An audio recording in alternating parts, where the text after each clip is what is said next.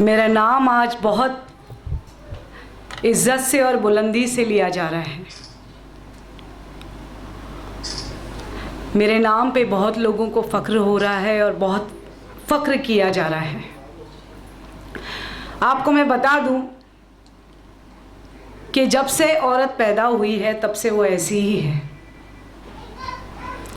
इस्लाम में औरत कभी कमज़ोर थी ही नहीं।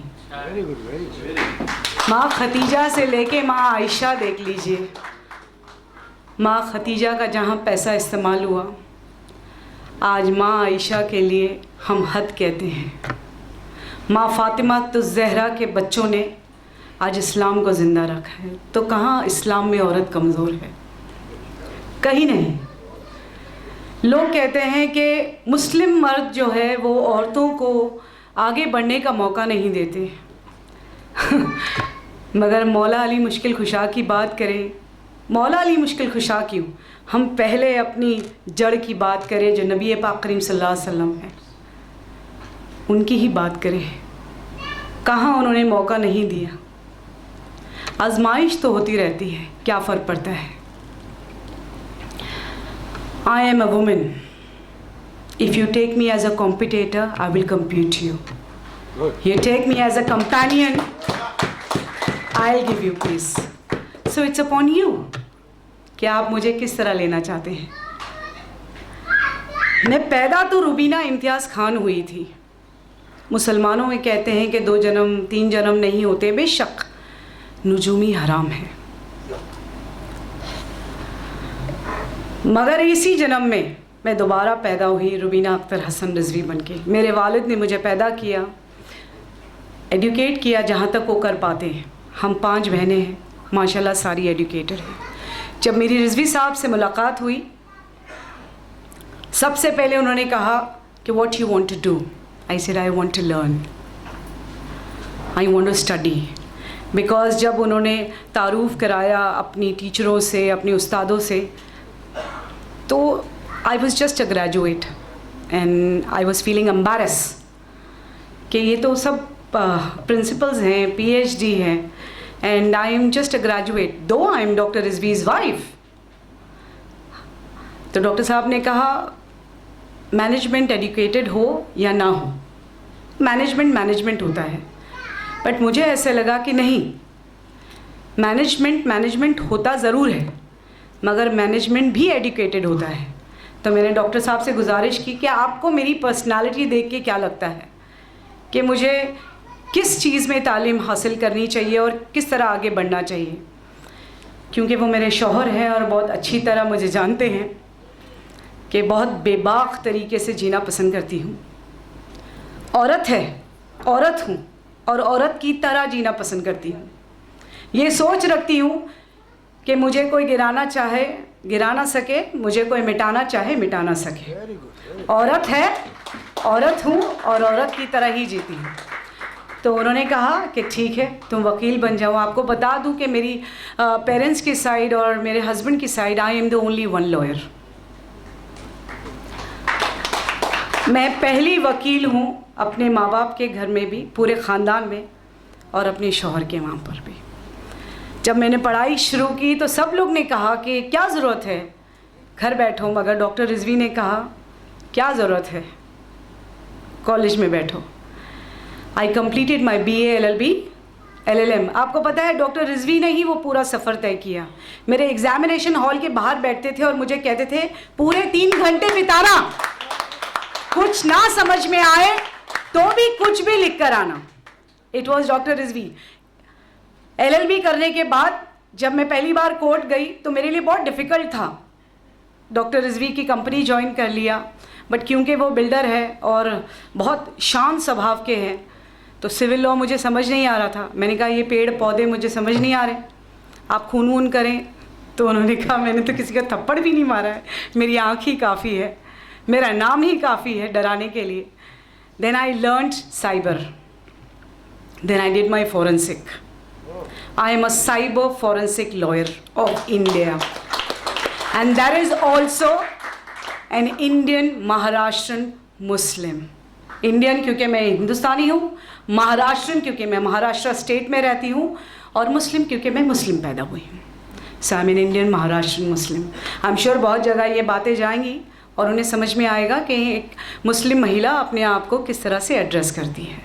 सो I am an Indian Maharashtrian Muslim. आप भी ये बोलना शुरू कीजिए, क्योंकि ये कहते हैं कि हम मुस्लिम हिंदुस्तानी नहीं है। अगर अल्लाह की मर्ज़ी होती और हमें टैटू लगाने की इजाज़त होती, जो शायद आप सबको पता है कि टैटू हराम है, जहाँ पर टैटू लगता है वहाँ की जो सेंसेशन है वो ख़त्म हो जाती है, ख़त्म हो जाती है। वज़ू नहीं होता, वज़ू नहीं होता, गुस्ल नहीं होता, गुस्ल नहीं होता, नमाज नहीं होती, तुम्हारी दुआ पूरी नहीं होती।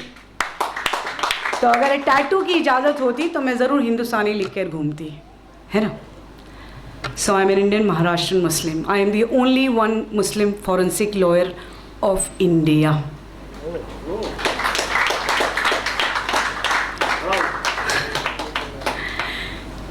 ऐसा नहीं है कि मर्द अपनी औरत को पढ़ाते नहीं। अभी ज़ैबा जी कह रही थी कि मर्द अपनी औरत को मौका नहीं देते। ये हम औरतों भी तो निर्भर करता है। हम क्यों अपनी जगह ढूंढने की कोशिश करते हैं, और जब तालीम हासिल कर लेते हैं तो मर्द के बराबर अपने आप को खड़ा करने की कोशिश करते हैं। हमें क्या ज़रूरत है किसी को अपने बराबर खड़ा करने की या किसी के बराबर जाके खड़ी होने की। हम अपना प्लेटफॉर्म खुद बना सकते हैं, हम अपनी जगह खुद बना सकते हैं, हम अपने लिए खुद से स्टेज सजा सकते हैं। हमें क्यों शिकायत मर्दों से होनी चाहिए, जब हमें अपने आप को बनाने की कुव्वत अल्लाह ताला ने पैदा होते ही टाइम पे कर दी, और ये बता दिया कि अगर बीबी हाजरा की सुन्नत अदा ना हो तो मर्दों का हर्ज नहीं होता। फिर भी हम मर्दों से शिकायत करते हैं। देखिए ज़रूरत क्या है हमें उनसे अपने आप को कंपेयर करने की। हम काबिल हो गए। एक बार जैसे मेरा बायोडाटा पढ़ा जाता है कि I M chairperson of women council. मुझे उसी फंक्शन में बुलाया गया और बिल्कुल पीछे बिठाया गया। मुझे नज़रअंदाज किया गया बिकॉज़ बहुत सारे, कोई मुस्लिम महिला नहीं थी स्टेज पे, पॉलिटिशियंस लोग थे, वो भी मुस्लिम्स नहीं थे, तो मुझे पीछे बिठाया गया। और बहुत गुस्से से मैंने डॉक्टर साहब को कॉल किया एंड कहा कि डॉक्टर साहब मैं चेयरमैन हूँ और मुझे स्टेज पे नहीं बिठाया जा रहा है। तो डॉक्टर साहब ने मुझे कहा, क्योंकि वो मेरे शौहर हैं और मेरे मेंटोर भी, आपने जो इतनी तारीफ़ की आपको मैं बता दूँ कि मैं वो हूँ और वो मैं हूँ। I am doctor Rizvi and doctor Rizvi is me, है ना। सो बहुत नसीब वाली हूँ कि मुझे ऐसी शायद मेरे माँ बाप ने बहुत अच्छा काम किया हो, या उनकी इबादत का नतीजा है कि I am today Mrs Rubina Akhtar Hasan Rizvi. बताती हूँ। अच्छा है ना, ये होना चाहिए। इतनी सारी स्पीच के बाद मेरी गर्म स्पीच तो होनी चाहिए। अगर देखिए, there is a very thin line between a speaker and orator. Speaker जो है वो पेज देखकर पढ़ता है, जो आपने लिखा वो पढ़ देता है, बट हम ओरेटर्स हैं, हम महफिल देख के बात करते हैं। बहुत बोर हो रहे थे लोग मेरी तारीफ़ सुनकर, भूख भी लगी होगी डेफिनेटली, तो मैंने कहा थोड़ा दिमाग ताज़ा कर दूं, फिर पेट ताज़ा हो जाएगा, ठीक है। तो मैंने मेरे मेंटोर को कॉल किया, जो है डॉक्टर अख्तर हसन रिजवी साहब। बहुत एजिटेट हो गई, तो उन्होंने मुझसे कहा कोई बात नहीं, कितने लोग हैं वहाँ पर। आई सेड मोर देन 1000 और 2000 people and Sahara star hotel, and मेरा पोस्टर लगा हुआ है पीछे, and I am not called. He said wait for your time to come. बोले तुम हमेशा जो डायलॉग मुझे कहती हो वो अपने आप को कहने लगो, मैं जो तुम सबको कहती हो वो अपने आप को कहने लगो। तो पहले मैं आपको वो बता दूं जो मैं हमेशा सबको कहती हूँ, यह अल्लाह का स्टेज है और हम सब परफॉर्मर्स हैं। अल्लाह के अपॉइंटमेंट से लेके अल्लाह के रिटायरमेंट तक हमें परफॉर्म करते रहना चाहिए। जब जिसका किरदार ख़त्म हो जाएगा वो ऊपर चला जाएगा, बट सी टू इट कि जब तक आप इस दुनिया में हैं आप अपनी छवि छोड़ कर जाइए, ता क़यामत तक आपको याद करे वो ऐसा काम कर जाइए। तो डॉक्टर साहब ने कहा तुम सबसे कहती हो, तुम अपने आप से भी कहो, जब तुम्हारा वक्त आएगा तब स्टेज वालों को और बैठने वालों को समझ में आ जाएगा। शायद मेरी बहुत सी टीचर्स इस बात की गवाह थी, मैं बिल्कुल सब्र रख कर बैठी हुई थी। जब मेरा नाम पुकारा गया और मैं जब स्टेज पे जाती हूँ, स्टैंडिंग ओवेशन विदिन 20 मिनट्स। मैंने टाइमर रखा और मैंने कहा सिर्फ 32 मिनट बोलूँगी। 31 मिनट में मैंने अपनी बात ख़त्म की। 32 सेकंड्स पर उन्होंने कहा कि आपके लिए शॉल और बुके। आई सेड क्या क्या? तो उन्होंने कहा मैम आपको हम शॉल और बुके देना चाहते हैं। आई सेड क्या? आई सेड तालियों की गूंज से मुझे सुनाई नहीं दे रहा है कि आप मुझे शॉल और बुके देना चाहते हैं। एक्चुअल मेरा फेलिसिटेशन हो रहा है, आप अपनी शॉल और बुके किसी और के लिए रखिए, ठीक है। 32 मिनट्स हो गए, अब चलती हूँ। आफ्टर 32 मिनट्स जब मैं सहारा के बाहर जाती हूँ, the half of the hall goes out with me just to click a picture and just to meet me. एक औरत हूँ, एक औरत की तरह ही जीती हूँ। सो आपको भी इंतज़ार करना चाहिए। कोई आपको पीछे बिठाए, कोई आपको कमतर समझाए, आपको कमतर अपने आप को समझना नहीं चाहिए। हम सब एक अजीब कुव्वत लेकर बैठी हैं। I am the one who gave man birth, I am the one who bought man on earth. तो फिर अपने आप को कमतर क्यों समझना और कमज़ोर क्यों? सबसे ज़्यादा कमज़ोरी हम महिलाओं में ये है कि बाजू में किसी अगर एक महिला को दुख हो रहा है तो हम जाती नहीं, उसे समझाती नहीं, वो दर्द को बांटने की कोशिश करती नहीं, हम तमाशाई बन जाती हैं। फिर उसके बाद हम शिकायत करने लगते हैं कि उसके साथ ये हो रहा है वो। The moment you start thinking for your self, you know मेरे फाउंडेशन का नाम ही है हेल्प योर सेल्फ फाउंडेशन। क्योंकि जब मैंने पहली बार कैंसर अवेयरनेस कैंप लिया था तो रिजवी कॉलेज की टीचरों ने एजिटेशन शुरू कर दिया ये कहकर कि अगर हमें कैंसर हो जाएगा या ट्यूबरक्लोसिस हो जाएगा तो हमें हमारे घर से निकाल दिया जाएगा, जबकि मैंने फाउंडेशन खोला भी नहीं था। इसीलिए it is help your self foundation. आप लोगों को किसी की तरफ देखकर ये पूछने की ज़रूरत नहीं है कि आज मैं कैसी लग रही हूँ। आप आईने के सामने खड़ी रहिए और रोज़ कहिए कि मैं बहुत अच्छी लग रही हूँ। That is more than enough.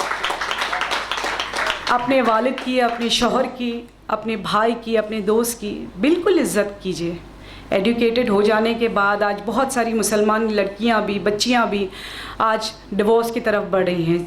थोड़ा सा तालीम हासिल कर लेती है तो फिर डिवोर्स की तरफ बढ़ने लग जाती है। आप याद रखिए, जब आप एक पेड़ को देखते हैं ना तो जो मजबूती से खड़ा है वो मर्द है और जो झुकी हुई टहनियाँ जिसमें फल और फूल आते हैं वो औरतें हैं, है ना। आपने अपने मगरूर रिश्ते से या आपने अपनी मगरूर एटीट्यूड से अपने आप को इतना झुका दिया तो आपने अपना पेड़ गिरा दिया।